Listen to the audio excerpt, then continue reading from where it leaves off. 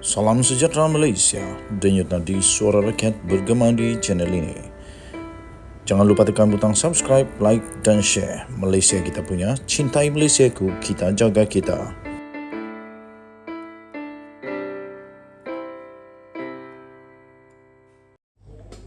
Salam sejahtera Malaysia, denyut nadi suara rakyat bergema di channel ini. Tuan-tuan dan puan yang dihormati sekalian, ada satu artikel yang sangat menarik yang saya ingin kongsikan kepada semua. Ini memang betul-betul hot. Tapi sebelum itu, kamu setuju tak kalau Perikatan Nasional ini akan jadi pembangkang selama-lamanya? Kamu setujukah kalau Perikatan Nasional PAS, PPBM Bersatu, dan apa sajalah komponen di dalam Perikatan Nasional menjadi pembangkang selama-lamanya? Kamu setujukah? Kalau kamu setuju, kamu boleh komen demi Pertiwi. Memang akan panas betul lah kali ini. Kalau betul-betul mereka akan jadi pembangkang selama-lamanya, memang ada orang panas habis. Memang ada orang terbakar betul. Biarkan PN jadi pembangkang selama-lamanya. Belum pun sampai 3 bulan menjadi pembangkang, Perikatan Nasional yang telah ditunjangi oleh PPBM Bersatu dan PAS ternampak begitu galak untuk mencari salah Perdana Menteri kita sekarang Anwar Ibrahim dan Kerajaan Perpaduan yang dipimpinnya. Macam-macam yang mereka pertikai. Termasuk juga perkara-perkara yang tidak masuk akal sama sekali. Kelakar dan geli hati pun ada melihat gelagat mereka sekarang ini, lantaran mereka pernah berada dalam kerajaan selama 33 bulan sebelum ini. Tetapi apa yang telah mereka lakukan? Lupakah mereka akan prestasi buruk Perikatan Nasional ketika menjadi kerajaan? Apa kehebatan Mahyadin Mat Yassin lakukan selama jadi Perdana Menteri? Selain takut membuka parlimen dan bangga dengan pelaksanaan darurat demi untuk kekal lama berkuasa? Itu soalan. Menteri-menteri Bersatu sendiri, apa peranan mereka yang boleh dibanggakan selama berada dalam kerajaan? Begitu juga dengan PAS. Apa sumbangan dan peranan mereka dalam kerajaan selama 33 bulan ini? Soalan. Kenapa baru sekarang sibuk menyalahkan kerajaan?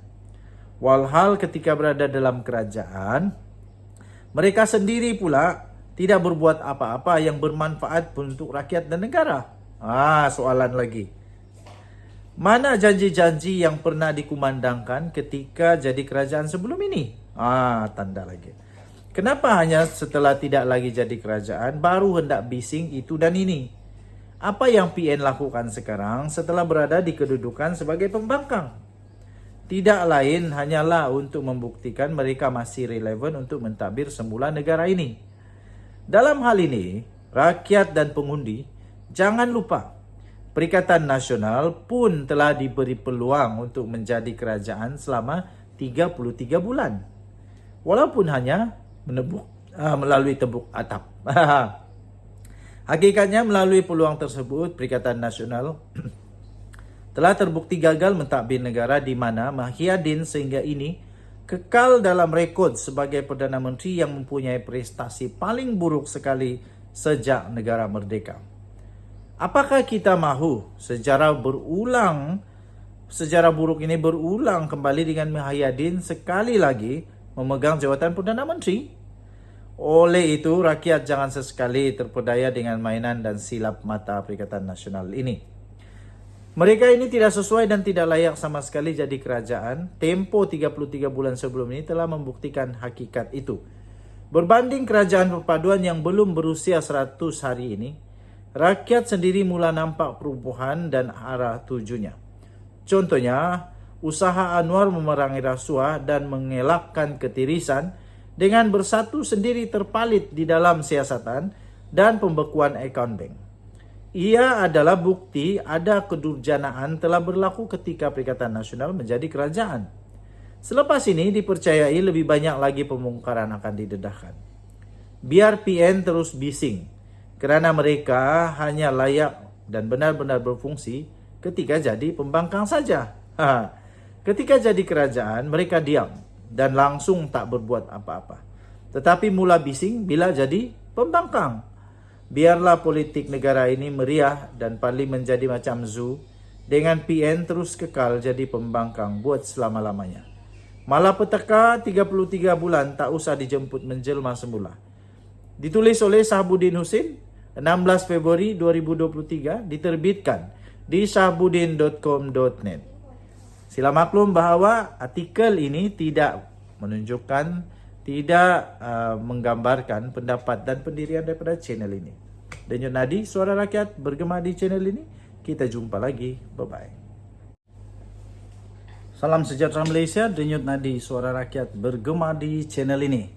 Tuan-tuan dan puan-puan yang dihormati sekalian, Parlimen sudah pun berlangsung dan banyaklah perkara-perkara yang dibangkitkan menjadi isu di dalam Parlimen.